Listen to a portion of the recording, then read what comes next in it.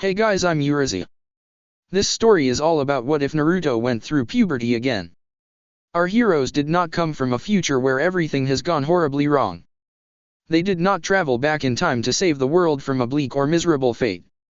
As a matter of fact, all they want to do is find a way back home as soon as possible. Before we proceed with the story, please like and subscribe to this channel if you liked the video, and don't forget to check the description for the other works of the author if you liked the story. Let's start. Chapter 23, A Deadly Combination. More sake. Keep it comin'. I ain't half drunk enough for this shit, yet. Uproarious laughter sounded through the ruins of the rec center. Tables were upended, chairs splintered and buckled, glass shards from beer bottles liberally sprinkling the floor. Music came intermittently, warped and warbling, out of sparking speaker systems. Half of the lights were burnt out or dangling by their wires from the ceiling, flashing on and off as they swayed side to side. Walls were pitted and perforated with holes of every size. Unconscious bodies were scattered to and fro in varying states of dress. A number of soused, drowsing young adults wore aught but lampshades and togas fashioned from tablecloths. Redheads of every age and shape were clustered here and there in small groups, along with a smattering of black, brown, and dirty blonde-haired folk. Tipsy women leaned on red-faced men, and vice versa, more than a few hands from both genders roaming to decidedly inappropriate places. Anecdotes and dirty jokes were swapped in slurred or too loud voices, along with spit and blows as a few people degenerated hither and yon into making out or duking it out. More than a few fist fights erupted, and with the way some unlikely couples were going, it seemed that at least a few of the Uzumaki and Uchiha relatives were giving their college best at repopulating their respective clans. The rec center was in shambles. Lee had gotten into some sake halfway into the party, thinking it was water. All it took was one sip, and he roughly grabbed Karen by the waist and slung her over his shoulder, then went on a Swicken rampage. And all of the people who might have been strong enough to actually stop him were either unconscious, busy getting down and dirty, too drunk to see past their own nose, or some combination of the above. Karen, from the way she reacted though, was not especially unhappy with this. And Neji and Tenten, for their parts, were holding each other under a table and trying not to collapse in nervous paroxysms of drunk Rock Lee-induced PTSD. They looked very cozy together, once you got past the gaping mouths and 100-yard stares.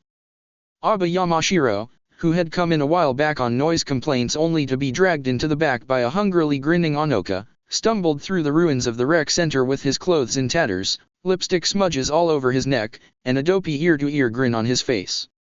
Tamaki of the Cat Clan, a late arrival on the Uchiha side, dragged a confusedly pleased-looking Kiba Inyazuka into the center with a guileless grin on her face. And Tayuya of the Sound, a late arrival on the Uzumaki side, who had only decided to come because neither hide nor hair had been seen of Orochimaru-sama in a month, glared daggers at any guy who looked funny at her and her date, Kinchuchi.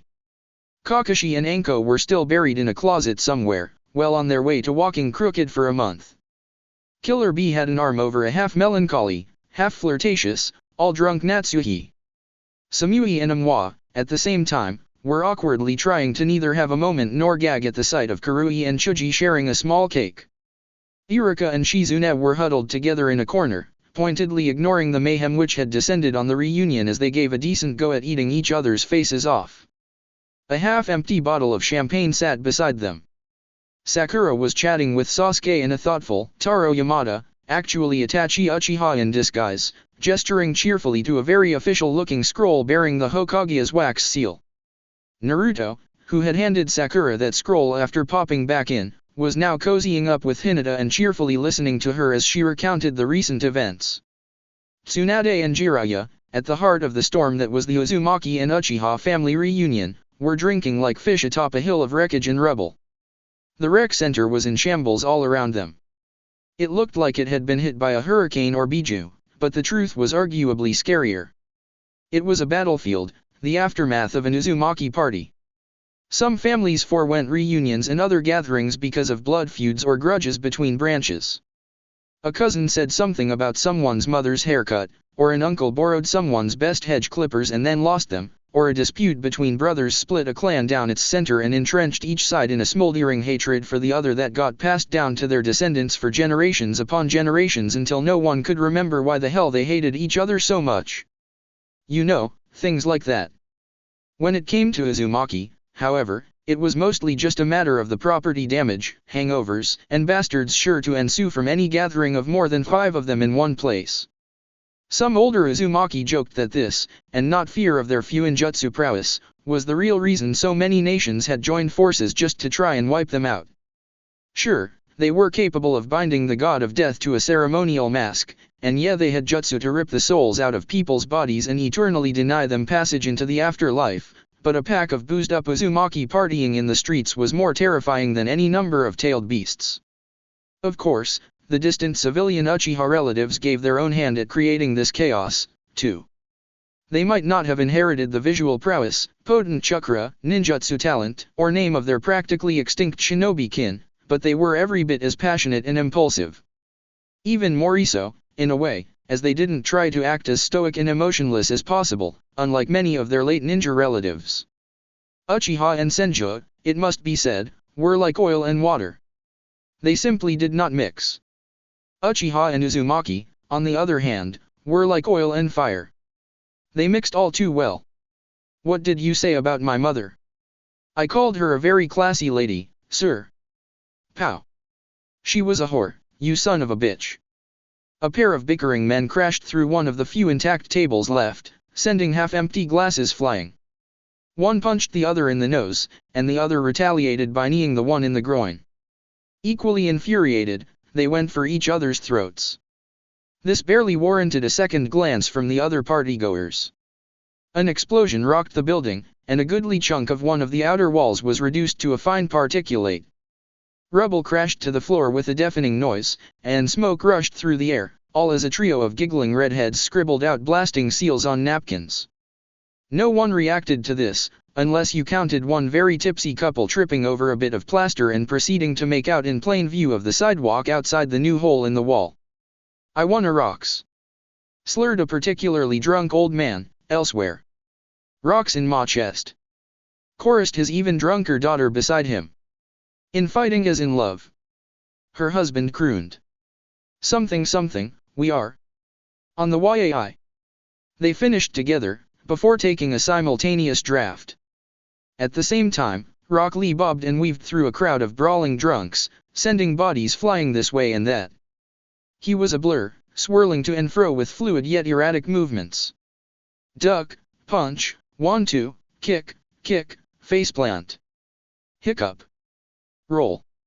Hop, spin, back on his feet. Punch, punch, punch. And all while Karen clung to him like her life depended on it. Go home, Taro. You're drunk, said one teen to her friend, meanwhile. I swear to drunk, I'm not, fuck, her friend cursed. I mean, I swear to fuck I'm not, oh, god damn it. You are so drunk. Oh, go god yourself. Drunk, I mean. No, fuck. Taro shook his head. I swear to tits, I am not looking at your ass. That one wasn't even close. I swear to God I'm not horny. I don't know, that isn't much bet, oh. Yeah. Sorry about that, Hana-chan. No, she said, nervously clearing her throat. That's okay. A pause. Blush. That's okay. Very okay. Just perfect. It couldn't be better. He blushed in turn, and said nothing. Both went awkwardly silent. Neither one could meet the other's eye. Another explosion rocked the building. I'm drunk, Jiraiya said, staring blearily into the distance. No shit, Tsunade retorted, taking another swig. I can smell it. Are you sure that isn't yourself you're smelling, princess? I am not drunk, she sniped. Up yours. I'm not into that, thanks. He laughed. How about up yours, instead? Pervert, Tsunade grumbled. You say that like it's a bad thing. When it comes to you. It is. Jiraiya waved a hand airily, you know you love me. Love is a strong word. Like, maybe. Or tolerate, Tsunade riposted. She shook her head with a sigh, then. But yes, despite my better judgment, I do. Clearly, I've gone insane. Sanity is overrated, said Jiraiya sagely. Better to be a crazy love fool than anything else, in this upside-down world of ours. He took another sip. But, I'll say it again. He muttered after a moment of silence. I must be extremely drunk right now. Because you've gone 20 minutes without chasing after some skirt. Tsunade dryly quipped. No, Jiraiya said. He paused.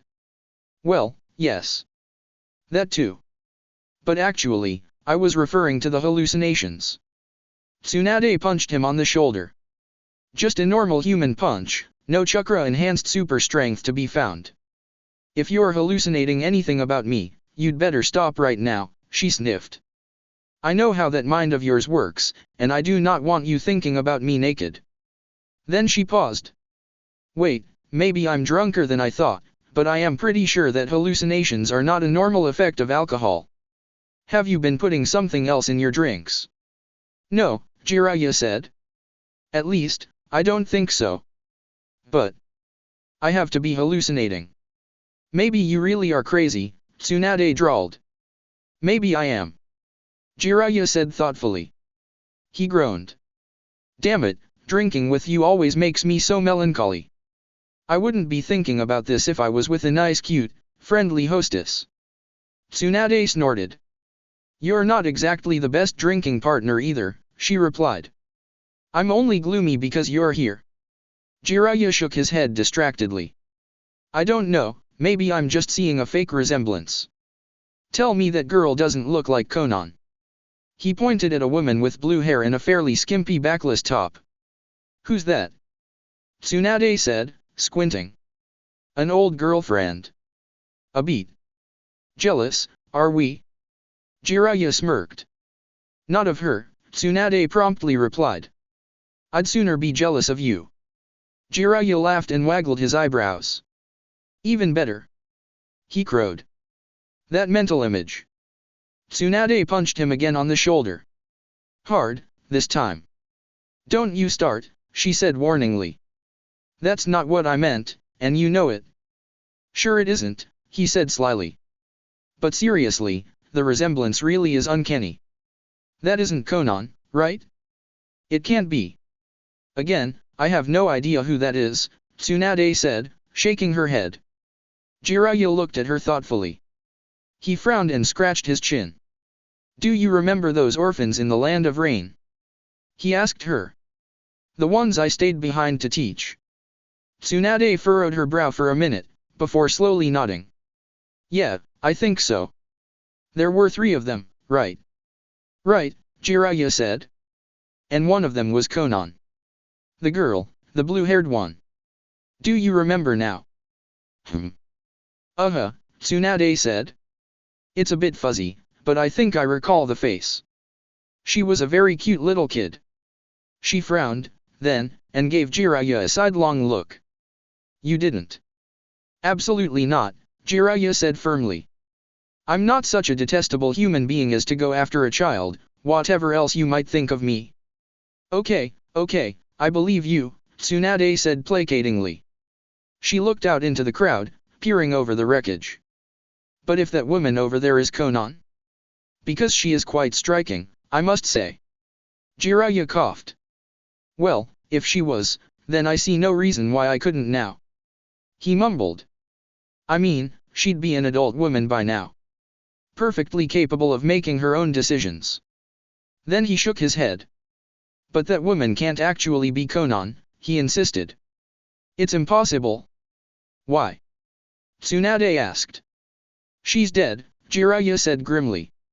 She has to be. Last I'd heard of them, they had crossed Hanzo, the reckless fools, and that was years ago, besides. Over a decade with no news. Tsunade winced. Oh, she said, immediately understanding. I'm sorry. No, it's okay, Jiraiya said. The alcohol's just got me reminiscing, and I'm seeing a resemblance where there isn't any. I'm sure of it. Maybe you should go talk to her, Tsunade suggested. Prove that it isn't that kid.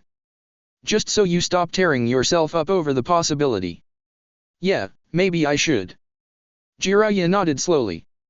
It won't bother you if I hit on her, will it? Because I won't be able to help myself, I think. That is a very lovely lady. Bah, feel free, Tsunade said, waving a hand dismissively. It's not like we're here together or anything. We just both happened to be invited by our respective pupils. Jiraiya smiled and stood up. You're a good friend, princess, he said. One of us has to be, Tsunade snorted. Jiraiya walked over to the blue-haired woman in black. Tsunade watched him greet her, probably dropping a lame pickup line or cheesy compliment, maybe even propositioning her outright. Tsunade fiercely suppressed the unpleasant feeling that swelled in her gut at this thought. She saw his eyes drop down to the woman's bare abdomen, her attire something that more conservative sorts might call borderline obscene. The idiot stared up and down the brunette's body for at least a few seconds longer than was remotely polite. His grin was stupid as hell, too. Tsunade resisted the urge to scoff. The woman stared at Jiraiya as well, though. From this distance Tsunade couldn't quite make out her expression, but it probably wasn't anything terribly indicative of a receptiveness toward Jiraiya's laughable advances. The man's lines had been outdated and cheesy back when they were kids, and time had not made them any cooler or more effective. Statistically, of course, Tsunade supposed that there must be some women who found Jiraiya charming, ones who were willing to shack up with him without payment up front. There was no accounting for taste, after all. But this woman was not one of them, judging by the way she slapped Jiraiya after several seconds of mutual staring. Her expression turned livid, and she started snarling, hissing words that Tsunade could not hear or make out. But her voice did rise at one point, high enough for anyone to hear, loud and clearly accusatory. How you abandoned us. And then she slapped Jiraiya again. For a moment, he stood stock still, as if he were in shock. Tsunade scowled. Well, maybe this woman was a former girlfriend, she thought darkly, if she was saying something like that. She knew Jiraiya had commitment issues, but if this was what Tsunade thought it sounded like, then he had reached an all-time low. Knocking a woman up, then skipping town, the fact that Jiraiya had never done anything like this before was one of the only reasons Tsunade had ever even halfway tolerated his womanizing habits.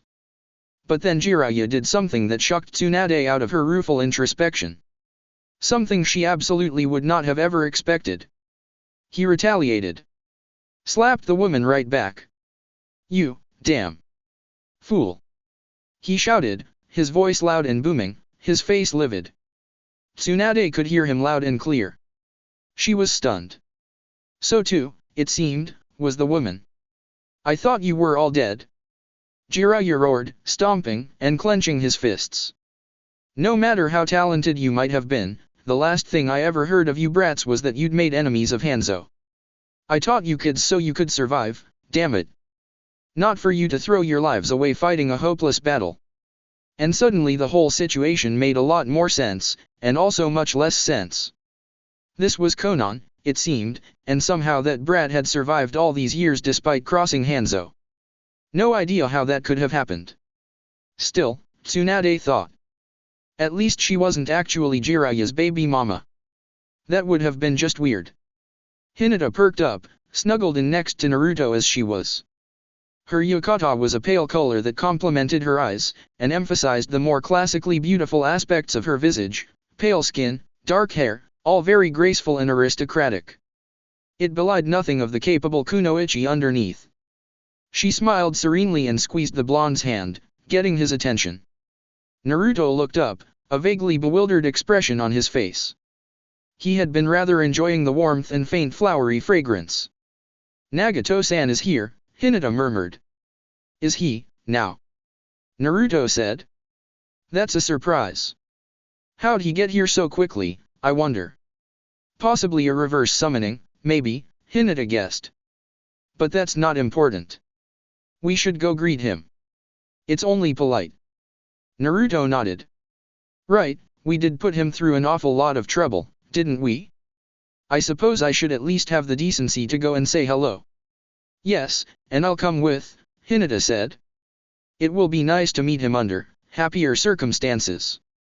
Yeah, probably, Naruto agreed.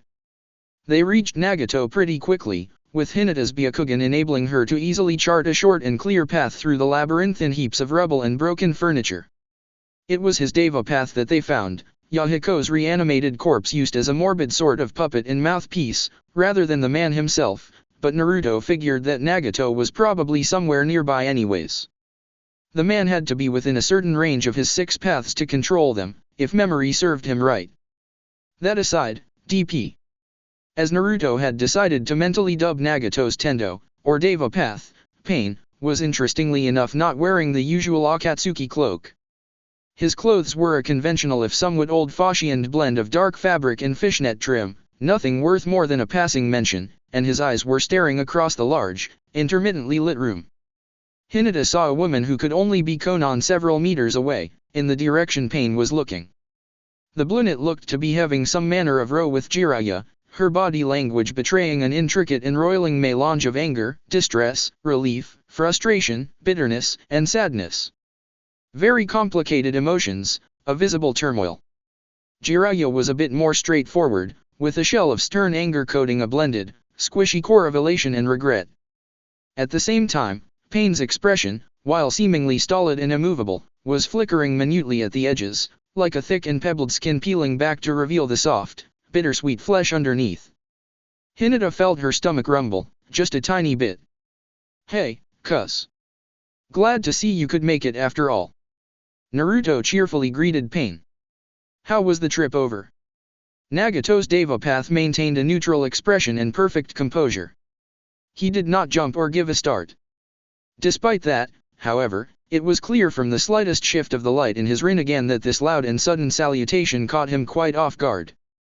He turned to look at Naruto, reluctant taking an eye off of Konan and Jiraiya. Almost imperceptibly, he frowned. Hinata looked into those two gray, rippled eyes, remembering despite herself how her last encounter with this man had gone. If you could really call a corpse preserved, given a semblance of life, and manipulated via med science and ninja voodoo puppetry a man. But the eyes were Nagato's, so perhaps that would do.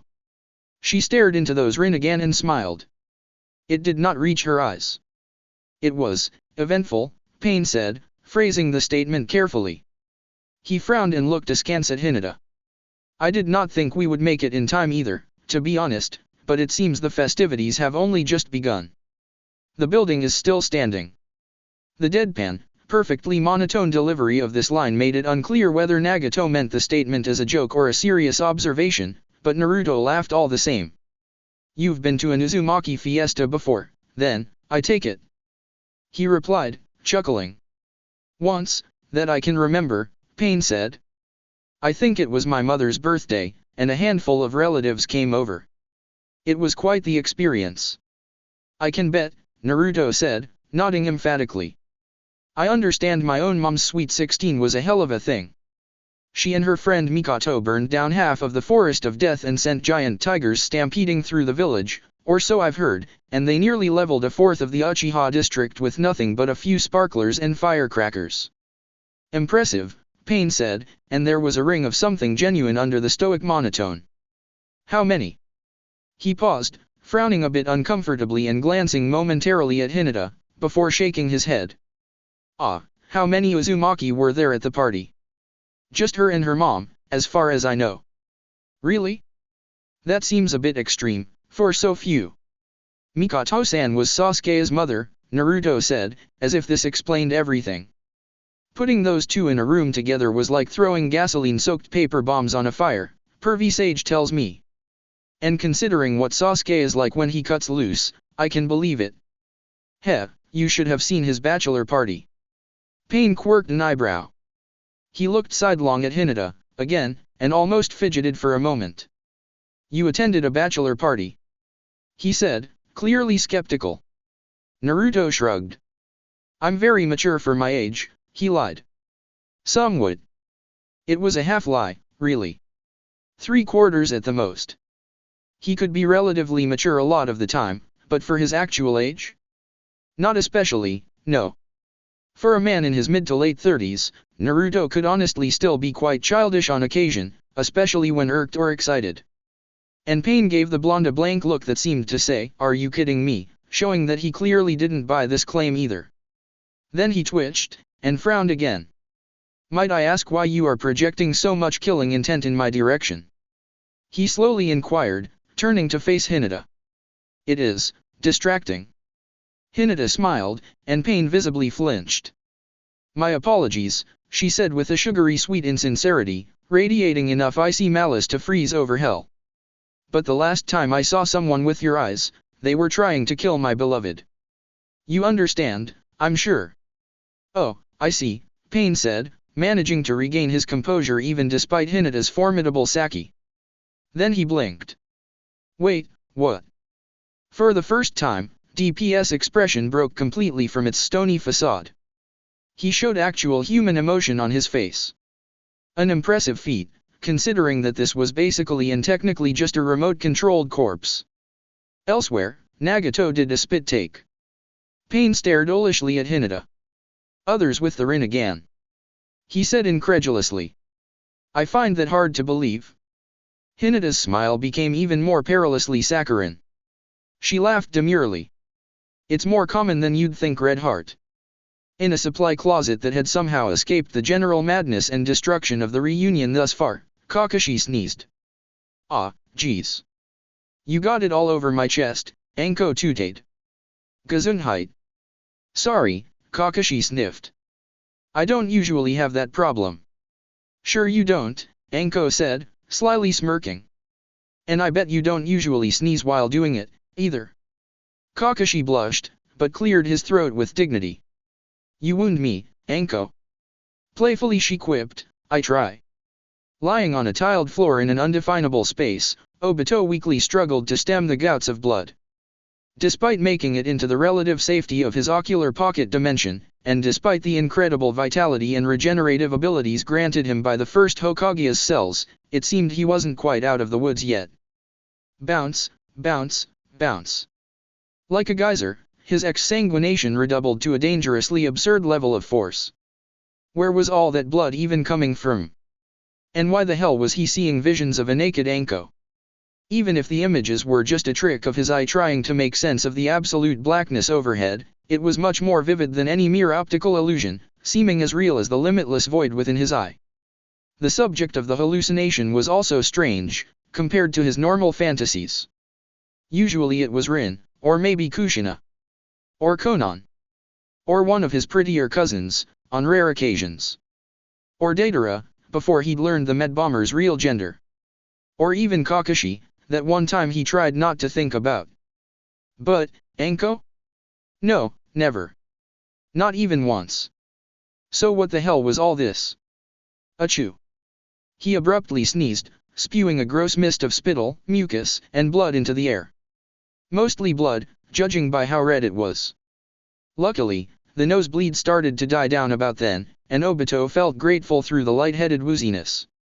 It trickled to a near-complete stop, and he briefly rummaged for a blood-replenishing pill, popping one into his mouth when he found the bottle.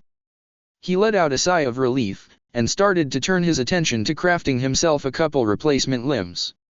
Then Anko turned around. His nostrils erupted once more with twin jets of scarlet, the expelled life fluid generating enough thrust to throw his head backwards into the floor. Crack. And knock him unconscious. Back in Konoha, in the condemned old Uchiha district, two brothers simultaneously let out a mighty pair of sneezes. They nearly dropped the crate they were carrying, a large thing branded with fragile and several harshly colored warning labels.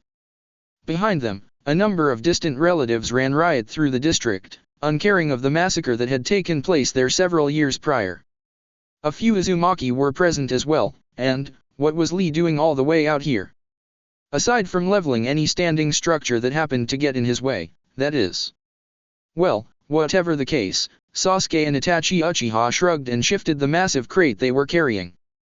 Sakura waved a pair of glow sticks to guide them through the dusky gloom. Shouts and crashing noises sounded all around them. "Are you sure you're okay with this, Sasuke?" Itachi wondered idly. "It's been years in coming," said Sasuke. It would have come to light eventually, anyways. I'm fairly certain this isn't strictly legal, though, Itachi said. Doesn't that worry you? Does it worry you? Sasuke replied. Itachi smiled. No, not really, he admitted. But I don't want you getting in trouble. It's an S-rank mission from the Lord Third Hokage, Sasuke said. As long as we don't get caught, it's fine. And in this mayhem. He gestured around them, to dilapidated old buildings collapsing in smoke and flame as Uzumaki and Uchiha alike spread through the district. We won't get caught. I guarantee it. Fine, if you say so, Itachi said, shrugging. Just making sure. Somewhere in the afterlife, Madara sneezed and scattered his playing cards all over the table. He scowled. Damn it, why does that keep happening, he muttered. The Shinigami smirked in response and confidently laid his own hand on the table. Three of a kind, he said. Oh, that doesn't count. Madara snapped. The technically anthropomorphic personification of death simply gestured to the hoary old Uchiha's chips. A pair of Rinnegan rolled in weary frustration. Cheating bastard, Madara muttered. Look at the pot calling the kettle black. In response, Madara gave death the finger. Chapter 24, Round 1, Fight. I am not going through puberty again. A Naruto crackwoot. By Evil Fuzzy 9. Rating, T-ish. Genre, humor/parody. Characters/pairings, Naruto, Sasuke, Sakura, Hinata, Naruhina, Seisoseku. Summary, our heroes did not come from a future where everything has gone horribly wrong. They did not travel back in time to save the world from a bleak or miserable fate. As a matter of fact, all they want to do is find a way back home as soon as possible. Cracky, Epilogue Compliant Time Travel FIC. A week passed in the world of the living. People woke up in compromising positions all over the village. Hangovers abounded, and a good chunk of Konoha's infrastructure had been victimized by the rioting partiers. Many people were fined or incarcerated for crimes ranging from property damage to public drunkenness, to general indecency and disturbing the peace. Despite this, when the time came for the final phase of the Chunin exams to be carried out, everything was back to normal or near enough, with only a few changes occurring over the cleanup process. Like Itachi being cleared of the charges of high treason and returned, on probation, to the ranks of loyal Leaf Ninja. Or Tsunade, Jiraiya, and other assorted high-ranking Konohanin being court-ordered to attend psychiatric sessions and grief counseling. Or Danzo being forced to attend classes on remedial ethics, history, and politics, the first taught by Naruto, the second by Sasuke, and the third by Hinata, all under Henge. That last one was especially effective, after a few days' progress. But I digress. Apart from the twin family reunions of the Uzumaki and, Uchiha, there was no event in Konoha this month which garnered more gossip, speculation, and friendly wagers than Phase 3 of the Chunin exams. Authorities and personages ranging from horse doctors to feudal lords were in attendance, princes and paupers alike gathering from near and far to witness a rite of passage in peerless blood sport. Chief among those assembled to witness these proceedings, the guests of honor whose votes would ultimately decide who advanced to Chunin and who did not, were the Yondaime Kazekage and Sandaime Hokage, Gold Dust Rax Hasa, and God of Shinobi, Raza of Suna, and Hiruzen Sarutobi.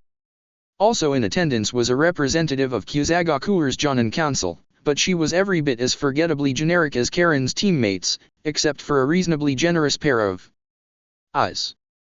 And even that would only make her interesting to people who were interested in women in low-cut fishnet that showed off their very large, round, perky eyes. So Hiruzen and Raza, both heterosexual widowers who had each been single for over a decade, were naturally very interested in what she had to say, in the sense that neither one of them actually heard a single word out of her mouth. She really did have very nice eyes. Genma Shiranui was announcing. Hayate, Yojeo, and his other peers, as well as a number of civilians and foreigners, watched from the stands. The first match was Naruto Uzumaki vs Gaara. No surname needed. Of the desert was more than sufficient, and even that much wasn't really necessary. Gaara was unique enough. Both in the person who owned the name, and in the name itself. His parents came from a long line of eccentric baby namers. Naruto and Gaara walked into the arena. The latter eyed the former with a mixture of curiosity and something like fondness. Both of them took their positions. Briefly, Gaara thought of all the things Naruto had done for him. He'd never before met someone else who understood the struggles of being a Jinchuriki and outcast, and he was fascinated by the way Naruto had been able to overcome these hardships. I was just lucky enough to find people willing to acknowledge my existence for its own sake, Naruto had told him once over ramen, shortly after the end of the second phase. That's all. As long as there's even one person who cares about you. I think it just becomes a matter of grinning and bearing it whenever things seem bad. Once you have bonds of friendship or family, or even rivalry, to anchor you, it gets a lot easier to go out into the world without fear of being swept away or swallowed up in some faceless mass of humanity. You just have to know where to look for those bonds. He was strangely eloquent, that Naruto, despite his often coarse and informal mannerisms. Endearing, in that curiously charismatic way of his. Gaara felt himself smiling as he faced off against Naruto. Just a little. Shall we fight? In response, Naruto formed a ram seal. His chakra spiked. He was enveloped in a puff of smoke. Warak no Jutsu. Gaara didn't see a thing. His sand rose up before him in a solid wall, screening his opponent the instant Naruto performed his technique. It blocked his view completely. He was thus more than a little bemused by the highly vocal reactions of the audience. Because from the stands there came a number of variously pleased, outraged, and disbelieving cries. Some leered at the buxom, naked blonde who appeared in Naruto's place. Others covered the eyes of their boyfriends, husbands, children, etc. Others still simply stared blankly, wondering if they'd somehow mixed up the Chunin exams with something else entirely. Naruto, for his part, was in sexy jutsu form for all of 3 seconds before a fist of densely packed sand flew into his face. A Suna rocket punch broke his nose and snapped his head back. His henge dispelled in a puff of smoke. Up with the other contestants, Sasuke shook his head exasperatedly. Damn it, Naruto. He sighed. Why do you always have to open with that stupid joke technique? It has its uses, Hinata hummed. And it's a nice show, too, added Sakura with a snigger. It's ridiculous, he insisted, huffing dismissively. You're just upset because of that time he used sexy jutsu in that game of chicken, aren't you? Sasuke blushed fiercely. That didn't count, damn it. He snapped. Whatever you say, dear, Sakura said with an insincere nod, giving him a knowing smirk. He glared petulantly down into the arena. I'm surrounded by perverts. Oh, you know you love it. For a second, Naruto staggered, a stream of blood flowing from his nostrils. The sand fist floated back, and it made a distinctly admonishing gesture before dissolving. It looked like that blow had actually stunned Naruto, at least for a moment. Then he laughed and popped his nose back into place. Ah. Your mom is the sheltering type, I see, he mused, wiping the blood from his lip. Said Gaara, who was completely oblivious to Naruto's opening tactics, and beginning to wonder when the fight proper was about to start. Never mind, nothing important, Naruto muttered. Just a starting gambit. The first move is only ever a distraction, anyways. Gaara blinked. Wait, what? His sand only barely had enough time to swerve behind him and block a flying tackle from Naruto, right as he said this. The redhead stiffened in surprise when he heard the impact, and he felt several grains of sand knocked loose. Oh, he said slowly, looking impressed. I see. That was fast.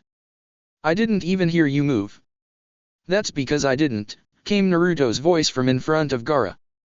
He was standing in place, grinning like the cat that got the canary.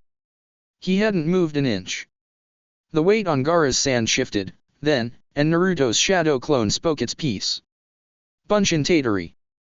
Daibakuha. It was a very cool line to go out on, in the clone's opinion. But Gaara didn't react. After a moment's awkward silence, the Kage Bunshin sweat dropped. You know, it added, detecting that its statement hadn't elicited immediate comprehension. Clone tackle great explosion. Gaara blinked. He connected the dots. Oh. Boom. A thunderclap shook the arena, rolling through the air as smoke, dust, and sand rose in a dense plume. The ground cracked and cratered, spiderweb fractures racing through rock and packed soil. There was silence as the smoke cleared. Slowly, Gaara came once more into sight. His sand had rushed to reinforce itself, forming a domed shield beneath Naruto's Kagebunshin as it detonated. But the explosion had not been anticipated until the clone's chakra had already built to near critical mass, and even Karura's automatic defense had its limits. Cough, cough. Gaara hacked into a clenched fist, the remains of his sand shield crumbling behind him. His hair stood on end, and he was covered from head to toe in soot. The damage was superficial, purely cosmetic. Apart from his pride, Gaara wasn't wounded at all. But the fact that Naruto's attack had been able to get through his defenses at all, let alone so easily, still increased his respect for the blonde by a couple more notches. Then Naruto made a peace sign and gave a shit-eating grin. And despite his respect for the other boy, Gaara twitched. "Please don't provoke me," he muttered. "I'm trying to control my temper, but Shukaku is far less patient than I." "Yeah," Naruto said, "and your mom seems a bit pissy, too." As fast as the earlier rocket punch, a hand of sand flew up and slapped Naruto on the cheek. His head snapped back. Wincing, Naruto rubbed the palm mark on his face. "Yeah, okay, I deserved that one," he conceded. Mildly perplexed, but still intending to give this fight his all, Gaara gestured and sent a wave of sand at Naruto. It crashed toward him and rose up, a living wall of silicate granules threatening to bury the blonde alive. "Your guard is wide open," said Gaara. Said Naruto, looking up as a shadow stretched over him. "Oh, right." The sand crashed down with a thunderous noise, and it heaped up in a large mound. Like having a good-sized sand dune dropped right on top of your head, it was. Or so Naruto assumed, at least. He was already several feet up in the air before the sand actually had a chance to engulf him, you see. Flipping end over end, the blonde performed a graceful aerial tumble. He landed easily a few feet behind Gaara, putting on a bit of flourish to really sell the maneuver. Not even turning around, with an almost absent-minded flick of the wrist, Naruto then sent a half-dozen shuriken whistling toward the back of Gaara's head. Obviously, a drift of sand snatched the darts out of the air before they could land, and Gaara languidly turned to face his opponent. "My defense is fully automatic, if you haven't already guessed." He frowned. "It operates independently of my will or perception. You can't deceive it or catch it off guard." Gaara swung his hand in an arc, and a fusillade of Suna shuriken shot from the sand at his feet. A kunai appeared in Naruto's hand, and the blonde spun, fluidly parrying the missiles. Sand-throwing stars burst apart on cold iron, disintegrating into puffs of loose particulate. Granules floated in the air for a moment, and Gaara had started curling his hand into a fist to follow up, before Naruto formed the seal of confrontation and let out a sharp hi-ah. The loose sand scattered, preemptively blasted away before Gaara could reshape it or manipulate it in another way, such as he did with his Suna Shijure. "Heh. That sounds like a challenge," Naruto belatedly said, grinning. He cracked his knuckles, and it took Gaara a moment to realize that the blonde no longer had a kunai in his hand. A second after that, he noticed said gardening tool turned multi-purpose weapon protruding from a tendril of sand inches from his shoulder. Gaara would have arched an eyebrow, if he had one. "I can't tell if your technique is brilliant or sloppy," he commented. "But you won't penetrate my defenses fighting at this level." "Yeah, probably not," Naruto agreed. "But I've already accomplished what I set out to do." "Huh?" Gaara stared uncomprehendingly at his opponent. "Just wait a moment," Naruto said, looking like he was holding back the punchline to a killer joke. Gaara blinked. Wait. He could hear something. Was that chanting? Gyati gyati hara su gyati boji so wa ka. The mound of sand behind him, the mound of sand he'd attempted to bury Naruto with earlier, suddenly exploded with a shrieking, booming, ringing sound. Or was the ringing just tinnitus? Well, it was very loud, either way, and shockingly abrupt. Naruto gave the startled and perplexed Gaara a smarmy grin. "Wanna see something cool?" he asked. Gaara blinked owlishly. I'll take that as a yes, Naruto muttered sotto voce, sighing to himself. More loudly, seemingly half for the benefit of the audience, he added, then look behind you. Only half consciously, the redhead turned around to do as Naruto suggested. Or as Naruto's shadow clone suggested, rather. Because Gaara saw what had to be the original Naruto standing in a crater that had been a dune the last time he'd looked, bearing orange markings around his eyes, irises colored a striking golden yellow that was visible even from this distance, and pupils shaped like horizontal bars. Like a goat's pupils. Or a frog's. Poof, Gaara heard the shadow clone dispel behind him. You didn't dodge my attack, he said, his brain taking a second to catch up to what he was seeing. Naruto grinned. Bingo, he said cheerfully. It hurt like a son of a bitch, but I've tanked much worse. He cracked his knuckles. Now, though, how about I show off a bit? Sage Chakra is kind of a tricky power to control, and I wanna make sure I get my money's worth. Up in the stands, Jiraiya started crowing victoriously and bragging to any female who bothered to listen about how Naruto had learned this technique from him. Tsunade silenced the man with a death glare. Despite the very good points the representative from Kusa had been making on the economic disparities between their villages and the inherent flaws of Jiggle Jiggle Bouncy Wiggle and her people's daily struggles with boingy boingy boing boing, Raza somehow managed to tear himself away from those fascinating eyes long enough to notice that his youngest son was fighting. And he was almost drawn back into the hypnotically snug and sheer mesh of the grass Konoichi's so-called blouse before his brain properly registered what he had just seen down in the arena. Then Raza did a double take, completely forgetting about the intelligent, capable, and independent Kusa elites simply magnificent eyes when he realized that Gaara was actually losing.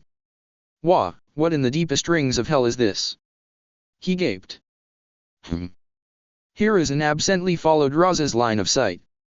He saw Naruto fighting Gaara, making a spectacle of completely trivializing the Suna Jinchuriki's absolute defense and formidable manipulation of sand. He recognized the markings around the youth's eyes, and identified the style he was using as similar to Jiraiya's frog kata. Oh, it looks like your son is losing, said Konoha's Sandaime. My condolences, Raza. Suna's Yondaime stared disbelievingly. What's going on down there? He muttered. Even my village's finest and most elite jonin would be hard-pressed to survive a battle against Gaara, yet this boy is a student of the copy ninja, Hiruzen promptly supplied. Also recently a protege of my own pupil, Jiraiya. And I'm sure you'll recognize that face, or at least the name Uzumaki. Raza balked. Holy shit, he muttered, realizing that he had almost tried to invade this village, and seeing the individual who would have been the linchpin of the operation and Suna's secret weapon being completely dismantled by a bastard Uzumaki student of Kakashi Hatake and one of the Sunin. Holy shit, he repeated, suddenly feeling immensely grateful for the anonymous tip-off that had first convinced him to reconsider those plans. Hiruzen smiled, giving off an unmistakable air of smugness. This new generation shows a lot of promise, don't they? He said, rubbing a bit of salt in the wound and calling it disinfectant. Raza nodded dumbly, letting out something almost like a whimper. The hidden grass representative, for her part, was simply glad that these two were no longer staring at her tits. They really weren't terribly subtle about it, for ninja of their supposed caliber. It wasn't much longer before Gaara raised his hand and surrendered. Naruto had quite thoroughly shown his skill, repeatedly brushing aside his sand like it wasn't even there to give pointedly harmless taps on various vital points, dancing effortlessly in and out of the redhead's reach, and even shrugging off a sand coffin at one point. It was a completely one-sided exposition, though not mean-spirited on Naruto's part. Gracefully, Shukaku's Jinchuriki accepted defeat. Shukaku himself was oddly quiet as he did this, with only a few short mutters of "damned sneaking foxes" floating around in the back of Gaara's head. But whatever the case, Naruto shook Gaara's hand after their match, and they left the arena floor to rejoin their fellow competitors. Funnily enough, the next fight, Shikamaru vs Temari, was the same matchup as the first time around. And it went about the same as well. Basically. Not exactly the same, but close enough. It was, in spirit, the same as their fight in the original timeline. The tactics they used were different, at points, though employed towards similar ends. Tamari's perceptiveness and analytical prowess enabled her to dissect Shikamaru's jutsu and figure out its limitations, and she skirted the edges of his range. Shikamaru, in response, employed a variety of methods to extend his reach or trick Tamari into coming within range.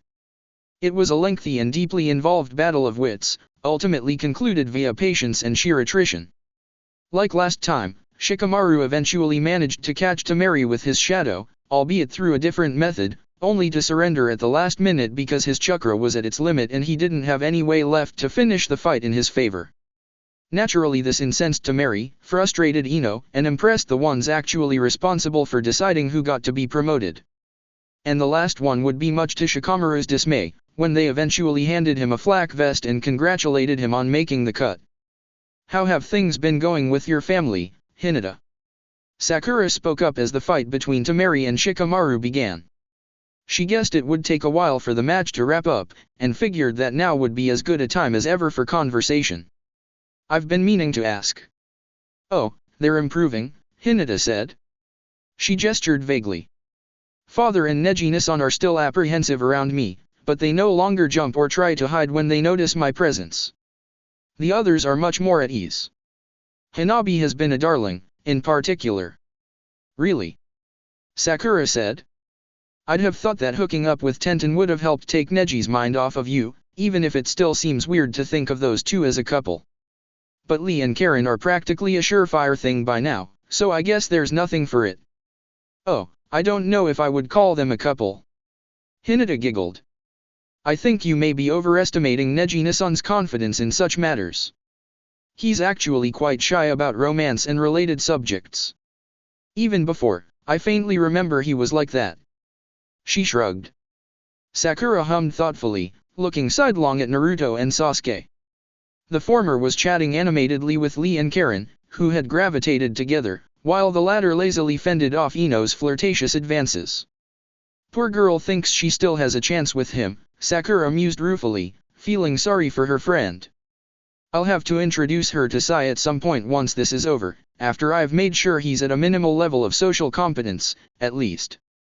Then the pinkette turned her attention back to Hinata, smirking, and gave a wry remark. "So, nothing like you were, then." Hinata laughed. "Fair enough," she said. "I suppose that's simply a trapping of such traditional upbringings. I suppose it's fortunate that Naruto and I chose to raise our own children in a more modern fashion, as it were." Hinata didn't need to say this last bit out loud for Sakura to catch it. It could be seen on her face, in the slight tilt of her lips and smoothing of her brow, the way she stood and set her shoulders. "We'll see them again soon," Sakura said, patting the other girl on the shoulder and giving her a confident and reassuring grin. "I'm sure of it." Hinata smiled, quietly grateful for this. "Shikamaru is doing quite well for himself," she said, changing the subject. "No kidding, right?" said Sakura distractedly. "I mean, a wife like he's got. Well, that's the kind of woman a girl could go by for." "I was referring to his fight, actually," Hinata said, her cheeks pinkening just a tad. "But yes, Tamari-san is a very lovely woman." Off to the side, Shino cocked his head curiously for a moment, overhearing the pair's comments. After a few seconds of consideration, he concluded that they were sharing some manner of inside joke. The matchups had been announced a month ago, after all, and the girls in his age group sometimes seemed to have a slight obsession with matchmaking. "No offense intended, of course," Sakura added offhandedly. "You're very pretty yourself, Hinata. But Tamari, oh, she is a tiger." "I think Ino might have a certain something like that as well," Hinata remarked, smiling indulgently and shaking her head in something like amused exasperation. "And Naruto's Warak no Jutsu too, of course." Shino's sweat dropped, listening to the continuation of this discussion. Or maybe they were just perverts. "Well, of course," Sakura said, nodding in agreement. "But that's still Naruto, when you get down to it, so it kind of defeats the point." "Which is what girls you'd go consider going by for, of course." "Oh, so like in my book," Hinata said. "That's right, Miss Icha Warido." Sakura smirked. Just like your book. Ekata hentai no monogatari, wasn't it? She winked. Hinata laughed. Well, it's one thing to explore fantasies in the written form, Hinata said, smiling. But by your logic, the only time I ever really experimented doesn't even count. Oh? So what we shared meant nothing, eh? Sakura winked. That's entirely different, Hinata said airily. It was just for show. Maybe on your end, Sakura teased. But as for me, I put it all in. The pair of them broke down in vaguely perverted giggles. Pinching the bridge of his nose to stem a sudden spurt of bleeding, Shino decided to find somewhere less dangerous to stand. Like next to Naruto and Sasuke, who had apparently gravitated back together while Hinata and Sakura were talking, lost in their own little world. So, Sasuke, Naruto said, watching the proceedings in the arena. Haku, Suijutsu, and me. Kill, marry, or fuck. Sasuke arched an eyebrow. All guys. He drawled. And you, too. Last time we did it all girls, you refused to play. I did not refuse to play. I just refused to play by your rules. Naruto rolled his eyes. They're not my rules, they're the rules. You can't choose to kill all of them. Then don't make a list comprised solely of my most insufferable former fangirls, Sasuke retorted. Bah, whatever, Naruto grunted. He waved a hand dismissively. What's your answer? If it helps, you can pretend the me in question is using sexy jutsu. Sakura type. Whatever helps you sleep at night. That's easy, then, Sasuke said. Kill Suijutsu, marry Haku, and fuck you. Really? Naruto said. Marry Haku. Sasuke shrugged. How about you? He said. Man, that's no problem, Naruto said. Fuck Haku, marry Suijutsu, and kill the other me because it would have to be either a shadow clone or an evil twin bent on world domination. Sasuke hummed and nodded thoughtfully. This was about the point when Shino contemplated giving up on humanity. And that disillusionment would last right up until his secret penpal from Taki sent him a picture of herself 2.5 weeks later. Fu-Chen was strikingly pretty, if also rather ambiguously boyish. Meanwhile down in the arena, Genma belatedly announced the victor. It had taken him a moment to process Shikamaru's forfeit. Tamari will proceed to the next round, he declared. The girl was reasonably pleased at this, despite the hollow feel of her victory, right up until she realized this meant that, in the next round, she'd be fighting the guy who had managed to defeat Gaara without breaking a sweat. And then she briefly, desperately wondered if it wasn't possible to somehow override Shikamaru's forfeit with one of her own. Sadly, Genma said that wasn't how it worked. So she was screwed, and only just old enough to muse that it wasn't even in the fun way. Will Rock Lee and Hinata Hyuga please come down?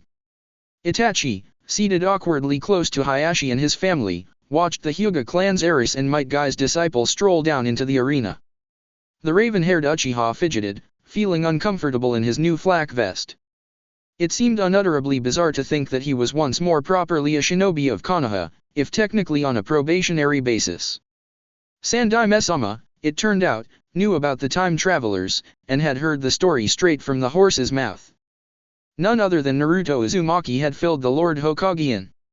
And Naruto had done this immediately after Sasuke told Itachi everything.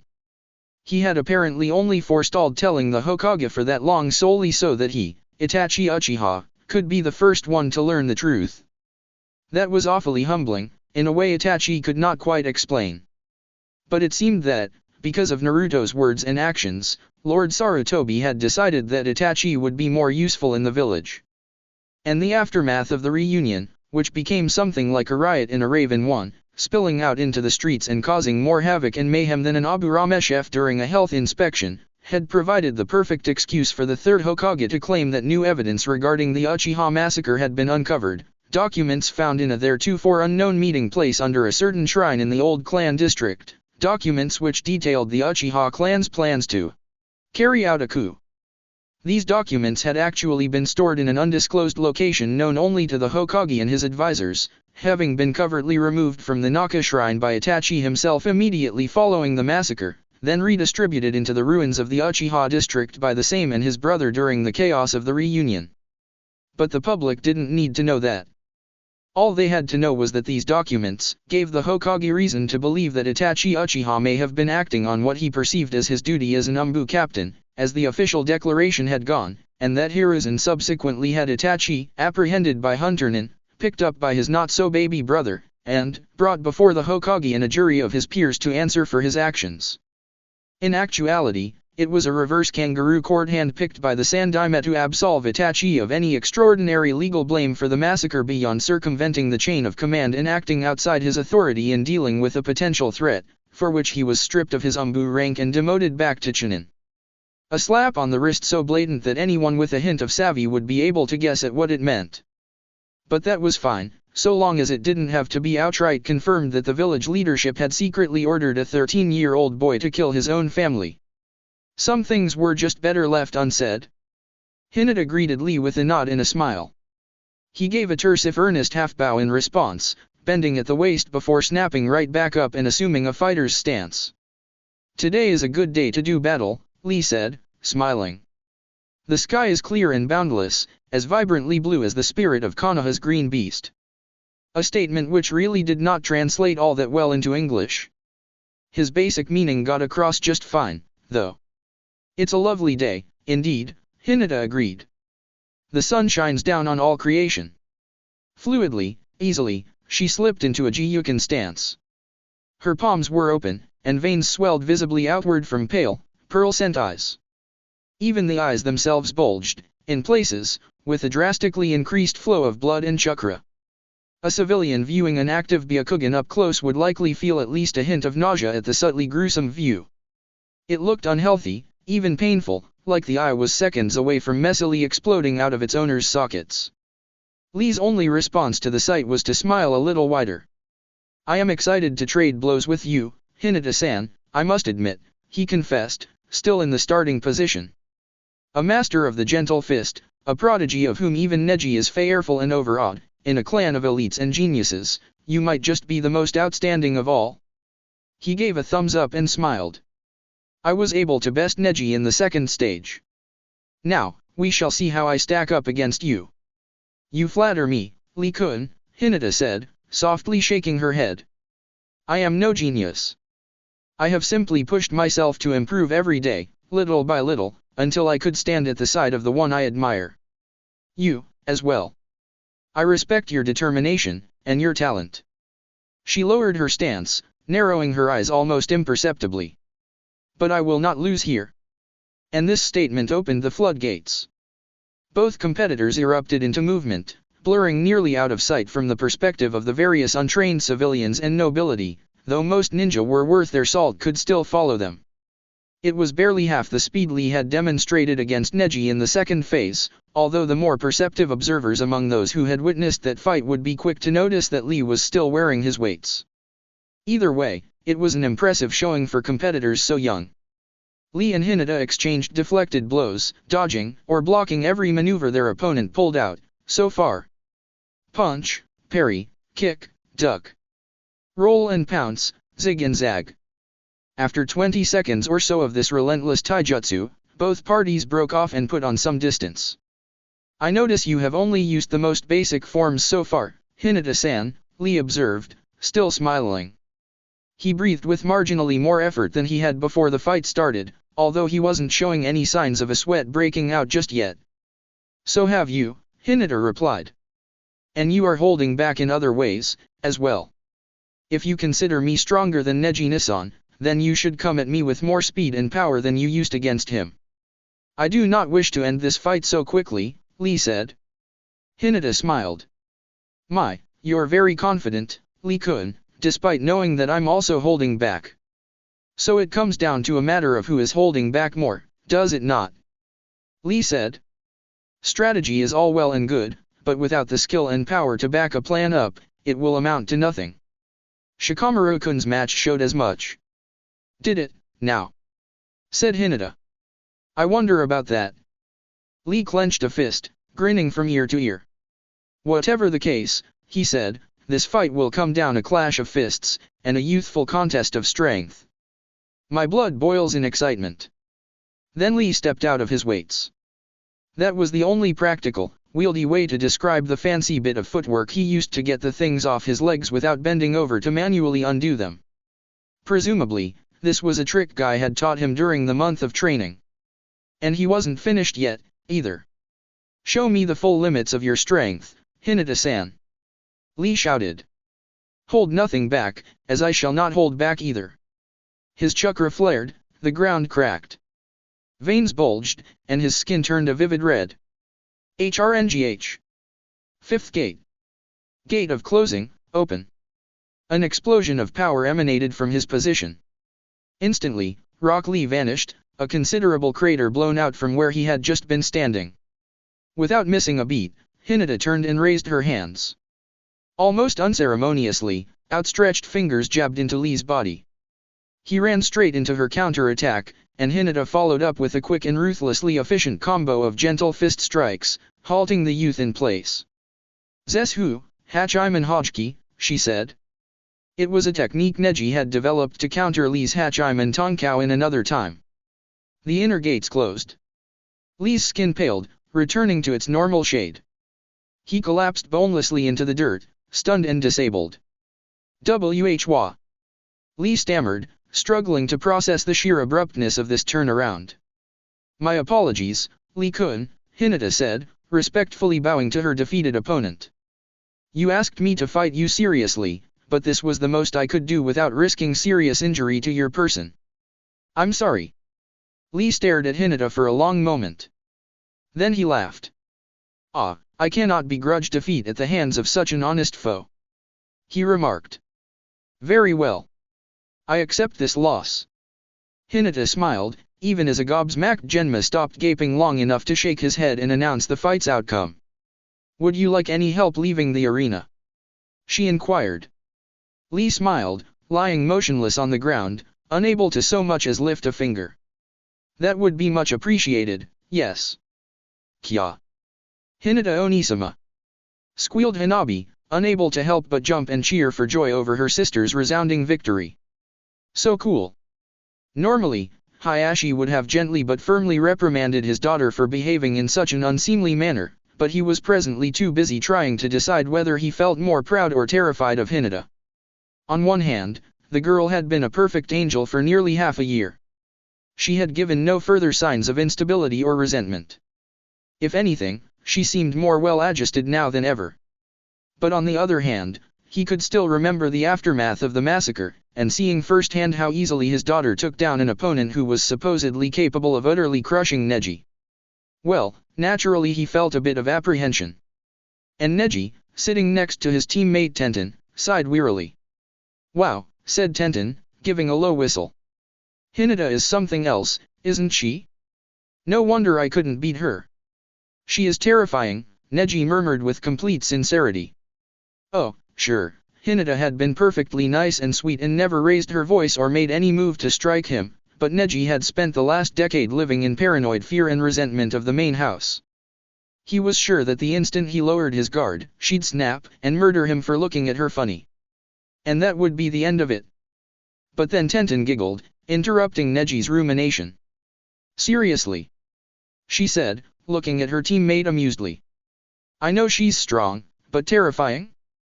Hinata's the sweetest little thing I've ever seen. She wouldn't hurt a fly. Neji twitched. You haven't seen everything, he grumbled. Maybe, said Tenten, but I've seen enough to know that Hinata loves her cousin like a brother. She elbowed Neji in the ribs, grinning in that annoyingly smug and knowing way of hers. Neji felt his cheeks grow warm. And Itachi shifted awkwardly in his seat, overhearing all this. Karen ran up to Lee and took him off of Hinata's back. Curtly, and testily, she thanked the Hyuga for her help, before carrying her boyfriend off to the side. Bite me, she told him bluntly, determinedly. His head was in her lap. Despite his usual impulsiveness and exuberance, Lee simply stared at Karen for a moment before blushing. He hesitated. Ah. Right here? Right now? He asked her, uncertain. A beat. Karen blushed in turn, realizing how her request had sounded. And not like that, you knucklehead. She snapped, flustered. I mean, here, just bite my finger. I can give you some of my chakra that way. It'll heal you, at least a little. Lee's blush deepened. Oh, he said. So, it is not like you want me to. He trailed off, visibly embarrassed. Clearly, despite his serious and earnest demeanor, Lee was not entirely immune to drifting down the gutter.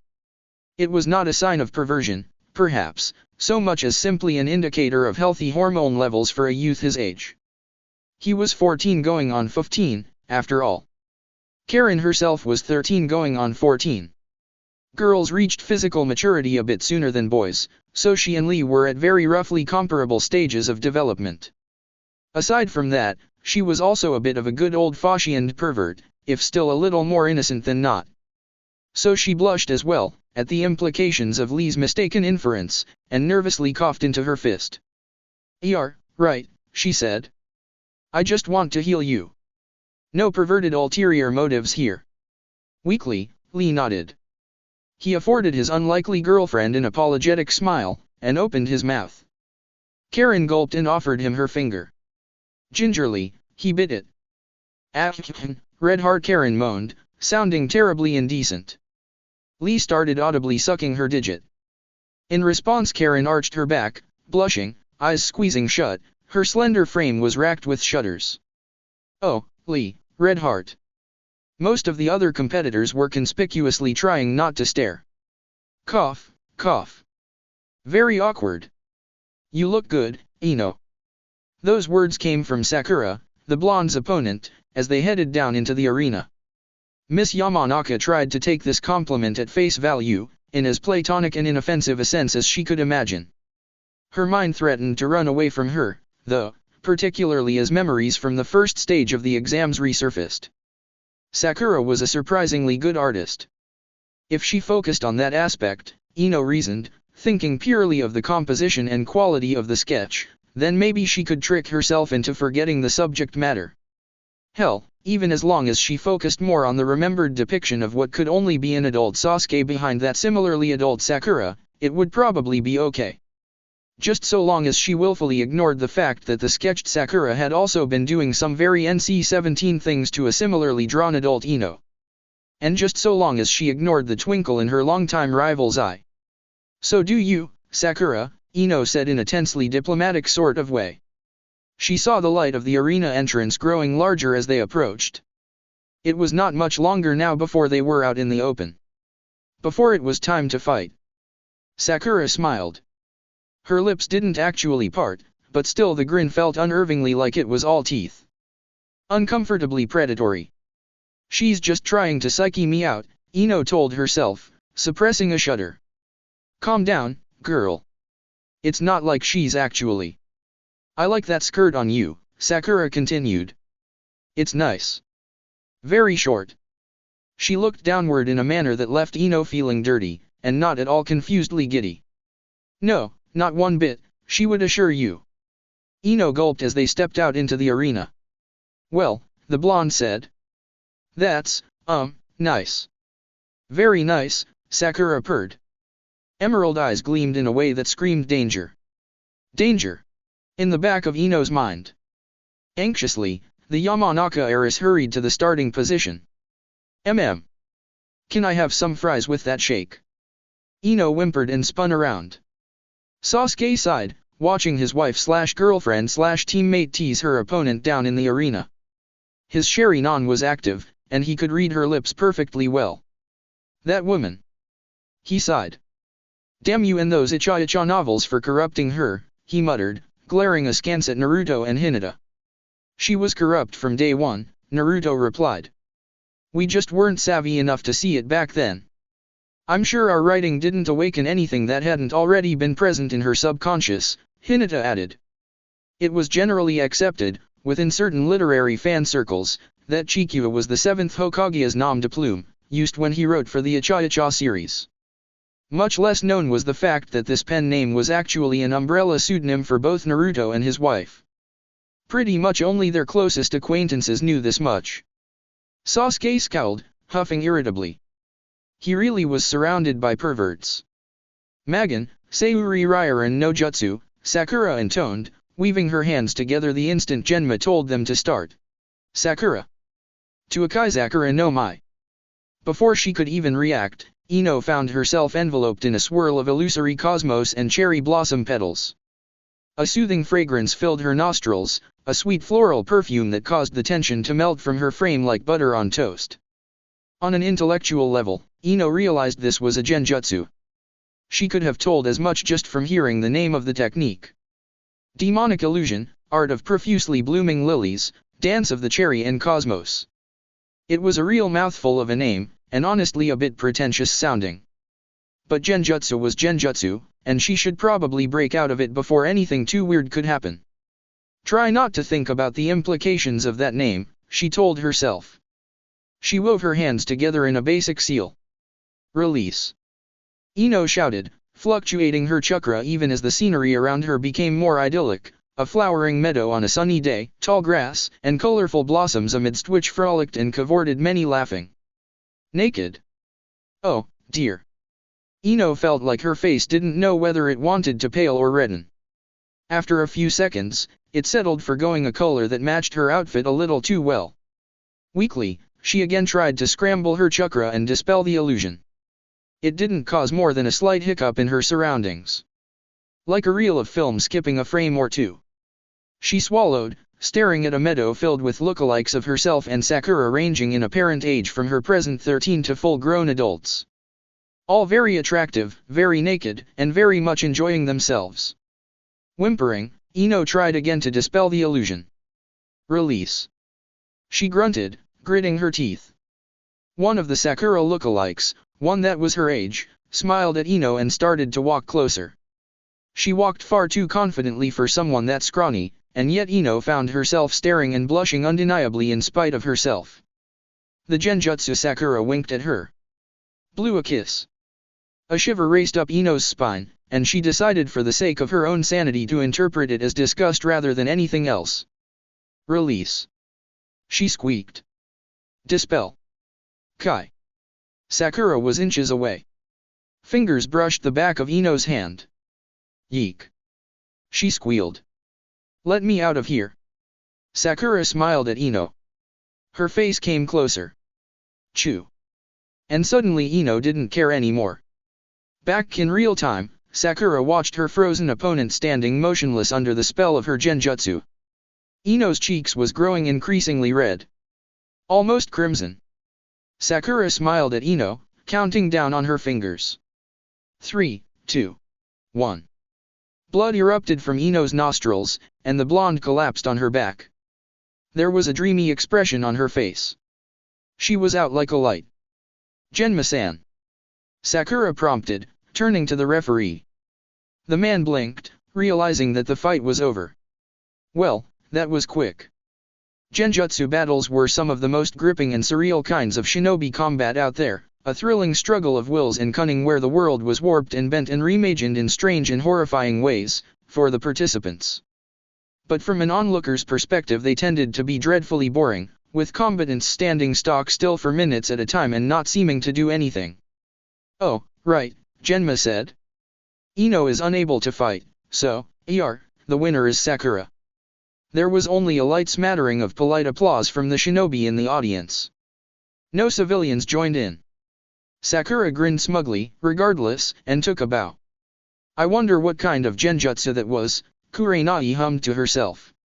She was seated next to Asuma in a way that totally wasn't suggestive of the two of them dating or banging or sharing any kind of relationship aside from a perfectly professional cordiality between old comrades. They insisted. Of course, this wasn't fooling anyone. I'm not sure I want to know, Asuma said, sweat dropping.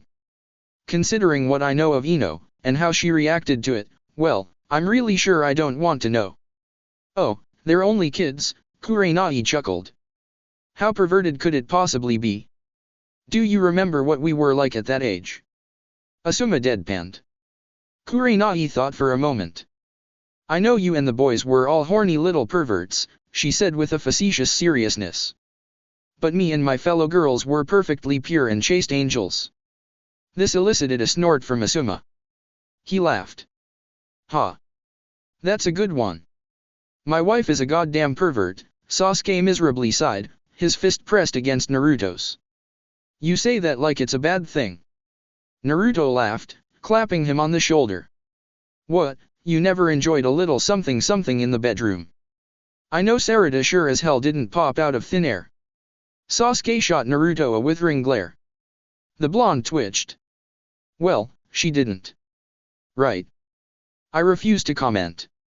Naruto rolled his eyes. Whatever. You're up next, you know. Against Karen, too. He gave his teammate a look, smirking. Try not to get too touchy-feely, alright? God damn it, Naruto. How many times do I have to tell you she wasn't my mistress? Until it stops being funny. Sasuke gave Naruto the finger. Karen stared off against Sasuke in the arena, her expression one of determination. She was tense, coiled like a spring, and ready to pounce at a moment's notice. Dark red eyes were smoldering like coals, and she clenched and unclenched her fists. Sasuke mimed a yawn. You know the rules, Genma said, nodding to the two competitors. Just try not to kill each other too hard, okay? Karen glared daggers at Sasuke, and she nodded tersely. I make no promises, she growled. Does it even need to be said by this point? Sasuke wondered, sniffing dismissively. Lethal force won't be necessary in this fight. Karen's glare intensified. Genma gave her a wary look and stepped back. If you say so. The Jonin muttered. Collecting himself, he swung a hand down. Begin. A kunai appeared in Karen's hand the instant Genma signaled for the match to start, and she darted at Sasuke with frankly impressive speed for a ninja whose most valued assets had always been intelligence and support skills. There was something of a rabid alley cat in the ferocity of her movements. She was quick and relentless, swiping viciously at her foe. Sasuke was mildly bemused by the sheer violence of her onslaught, even as he nimbly dodged and sidestepped her slashing strokes. His irises were black, Sherry non-presently inactive. He didn't need his jujitsu to keep up with an assault of this level. Impressive as it was for what he knew of Karen, he was still easily the second strongest human in myth or history. Did it even need to be said? Sasuke had surpassed the Sage of Six Paths at the age of 17. Even if this had only been temporary at the time, merely a product of hijacking the Biju and using their chakra to supercharge his jutsu, he had eventually managed to reach that level again. Only legitimately this time, through hard work and training. Sasuke's ability fed even that of his most powerful ancestors, Indra and Madara, and in terms of straight-up combat Karen was merely average. For a genin, she would have had to be at least as powerful as Kaguya to stand any serious chance of beating Sasuke. Needless to say, Karen didn't stand a chance. Adamantine sealing chains. Or at least, she shouldn't have. But Naruto had apparently been giving the girl some pointers from his mother's book, so to speak. Sasuke had been focused on dodging the blade more than pride would permit him to say, and Karen had actually managed to blindside him with her Kongufyasa. Sasuke grimaced, feeling the Uzumaki chakra chains wrap around his form. It was a thoroughly unpleasant sensation, and not just because it suppressed his chakra far more than he was comfortable with. His arm was strapped down to his side, unable to move. Well, this is inconvenient, he muttered. Sasuke looked at Karen. Her face was red, and sweat beaded down her brow. She was panting a bit, clearly having exerted herself a good deal to manifest these chains. Then she moved forward and went behind him, tightening her grip. She raised a kunai to his throat. I'd call it a lot more than that, if I were in your position, she said. You might as well surrender now. I don't want to hurt you. It is a very snug fit. Sasuke hummed. But are you sure you don't want to hurt me? You seemed pretty eager a minute ago. He wiggled the stump of his left arm, which protruded awkwardly from the binding chains. Karen pressed the blade a little closer. Just shut up and surrender, she growled. Up with the other competitors, Karen's teammate rubbed his eyes. He stifled a yawn, looking rather sluggish as he watched his teammates fight. Idly, he scratched his wrist, brushing off a tiny insect. She's gonna win, he said. Go, Karen-san. Lee cheered. You can win. She already has it in the bag, Tamari drawled. She gave Lee a pointed look. And shouldn't you be back with your friends? Somewhere else? Anywhere other than here. Lee smiled obliviously. Sakura chuckled, a little ways away, resting her elbows on the railing. They're underestimating him, she observed. That's disappointing. Hinata smiled at Naruto, nodding in response to this remark. He inclined his head, in turn, and gave a toothy grin. He's annoyed with himself, the blonde commented. Ticked off that he got caught in a trick like that. I think he's about to pull out a few of the stops. No, I don't think I will surrender. Sasuke said this blandly, tonelessly. His Sharingan activated, progressing to its highest level. Not that his opponent could see this. What? Karen said, bemused. She scowled and pressed the knife closer to his throat. It traced a thin white line below his Adam's apple. Do you think this is just an empty threat? Don't try me, Uchiha. These are life or death fights until the referee intervenes. Anything goes. It's not a matter of intent, honestly, Sasuke said, shrugging. Simply capability. He waved a hand airily. Karen took a moment to register this gesture, mostly because she knew his arm was restrained at his side. He couldn't go around waving his hand with it pinned to his waist. In the second it took her to process the impossibility of what she had just seen, Sasuke grabbed the kunai with his bare hand and wrenched it away from his throat. Effortlessly, he twisted the knife around and held it to Karen's throat, easily tearing it out of her grip. Using his left hand. The left hand he shouldn't have had. You know, everyone always asks me why I never bothered to have my arm reattached, or get a prosthetic, Sasuke said in an almost conversational tone, somehow managing to seem both nonchalant and threatening despite the fact that he was bound in chains of chakra. Usually, I tell them it's for sentimental, philosophical, symbolic reasons. And, while that it is certainly true. He grinned. Karen could hear the smile in his tone, even if she couldn't actually see his face. It also comes in handy at times like this. Another hand grabbed Karen, an arm wrapping around her. But Sasuke's right arm was still bound at his side, and he shouldn't even have a left arm. So what the fuck was going on? Azura Path, Sasuke said, as though answering the unspoken question. Shurada. It's one of my more interesting powers. Quite handy for getting the drop on enemies. Belatedly, Karen realized that the hand holding the kunai to her throat was attached to an arm where there should have been only a stump, and the arm grappling her was protruding from the top of Sasuke's right shoulder. Above the actual arm. Then her chains started to dissolve. Within seconds, they were gone. Huh, Sasuke said. So that counts as ninjutsu, eh? Well, that's handy. He shook his head and laughed, once. Ah, Preta Path. He sighed wistfully. What would I do without it? He let go of Karen. The arm coming from his shoulder receded in a way that was subtly grotesque. She felt the urge to vomit at the sight. Deva Path, Sasuke said, next. Shinra Tensei. And suddenly Karen was flying through the air, wind tearing at her clothes. Her eyes went wide as Sasuke's form shrank away, right up until the point where she smacked. Thud. Into the arena wall. She didn't break anything, or at least it didn't feel like she did, but maybe that was just the adrenaline numbing her senses. Limply, she slid down to the ground. Feeling stunned and a little nauseous, Karen watched Sasuke slowly turn to face her. He had to be at least 10-15 meters away. Until he wasn't. She looked up, and saw him standing over her. That was too sudden for a body flicker, some remote and analytical part of her mind whispered. Sasuke hadn't moved a muscle. Unconsciously, Karen activated her mind's eye Kagura. She sensed Sasuke's chakra. Both what was on the surface, and what was under that. I surrender. She immediately squeaked, her eyes going as wide as dinner plates. Half fear, half disbelief, all desire to get as far away from a fight with this guy as quickly as she possibly could. Sasuke nodded, and his left arm receded back into a stump. You made an impressive showing, he told her.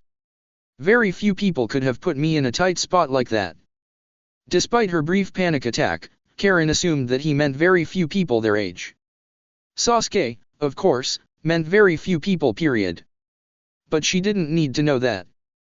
The winner is Sasuke Uchiha, Genma announced. Are you okay, Karen? Lee welcomed his girlfriend back into the waiting area, anxiously taking her hand. Does it hurt anywhere? Do you need a medic? Karen smiled at this concern. Some might have found such worry stifling, but she thought it was sweet, especially given Lee's usual mindset. He acted so gung-ho and hot-blooded most of the time that it was easy to forget about the polite and earnest young man that lay underneath the ridiculously intense training and constant shouting about youth, love, and perseverance. Lee was honestly a very serious, innocent kind of boy. He wore his heart on his sleeves, and was a strong believer in chivalry. Karen just hoped he wouldn't try to beat up Sasuke in retaliation for her defeat. While she had immense faith in her boyfriend's skill, and could have appreciated the gesture, there were some real monsters out there. I'm fine, she told him. The only thing I really hurt was my pride. No need to go avenging me, Lee-kun. He blushed. Ah, how transparent that boy was. Rock Lee was like an open book, a children's book with big letters, small words, and plenty of colorful pictures. Pretty much anyone with a hint of perception could read the guy. Maybe that was part of the reason she liked him. Lee was straightforward, uncomplicated. Simple. And Karen meant this in the nicest possible sense. Smiling, she gave him a hug. After all, she added, I don't think you'd want to see me getting into a fight with Hinata to avenge your defeat, would you? Lee's blush deepened. Inexplicably, images of the two girls wrestling in a manner quite contrary to any shinobi discipline flashed through his mind. He perceived faint concepts of torn clothes, heavy breathing, and red and sweaty skin. Unprofessional, undisciplined, wildly indecent. That was how he imagined them settling their score, for some bizarre and alien reason buried deep in his mammalian subconscious. The thought did not displease him, strangely. You are right, he lied. I would not. After this came Shino's match. It was very short, nothing really worth mentioning. Mainly because Shino had planted some Kakaichu on his opponent when the third phase began, and the guy was thus nearly drained of chakra by the time their fight started. The observers in the Kage box took note of this and chose to allow it. No rules had actually been outlined to ban sabotage, after all, and it was appropriately underhanded for a ninja. Underneath the underneath, and all that. Thus went round one of the final stage of the Chunin exams. Next up, Naruto vs Temari. Hinata vs Sakura. Sasuke vs Shino. One of those fights was sure to be impressive. Probably. Omake. What if? Gaara. Yes, Naruto. Can you let Shukaku out to play? What? Kurama wants to fight him. Says he'll beat some sense into the guy for you. Gaara stared at Naruto. He blinked owlishly. You know what, he said. Sure. I don't even know why I bother trying to make sense of you. Raza was too busy staring at the Kusa representative's massive, scantily clad eyes to notice Gaara using the spiritual medium technique. Not until it was too late for him to stop it, and Shukaku had finished transforming. Naturally, a lot of people sort of lost their shit when they realized that a Biju was now loose in the arena. The Kyuubi appearing in a puff of smoke seconds later certainly didn't help matters. The ensuing fight was very epic, but not especially funny aside from some audience reaction shots. Basically just a Biju-sized therapy jutsu. Which is why we didn't go that route. That's it for part 9. Thank you for watching and see you on the next video.